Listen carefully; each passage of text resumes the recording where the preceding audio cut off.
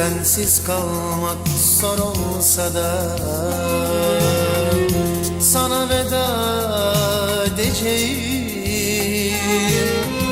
Korkuyorum en sonunda sana hasret gideceğim.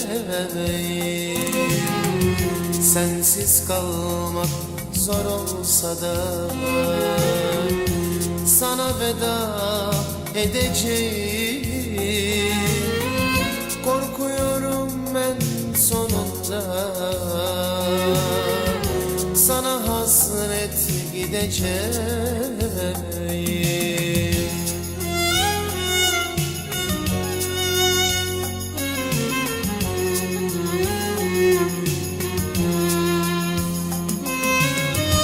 Adım adım izlerinle, aşka küskün sözlerimle, açık kalan gözlerimle sana hasret gideceğim.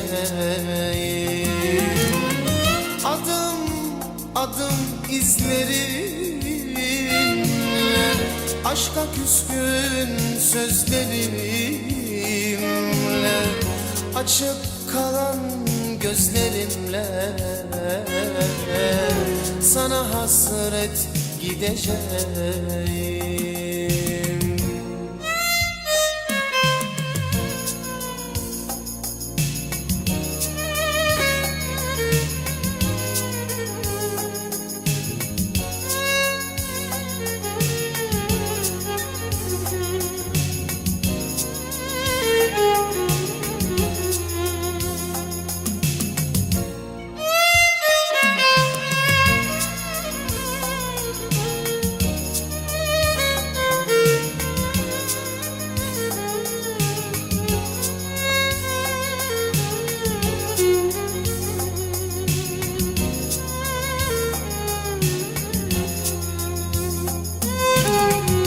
Olur dedim, olmadı ki,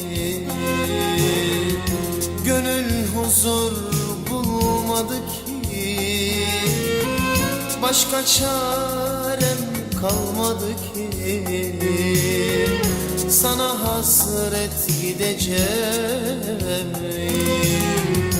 Olur dedim, olmadı ki, gönül huzur bulmadı ki, başka çarem kalmadı ki, sana hasret gideceğim.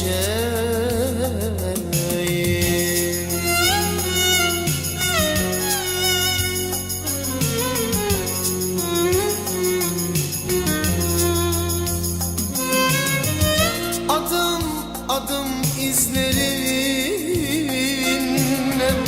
aşka küskün sözlerimle, açık kalan gözlerimle sana hasret gideceğim.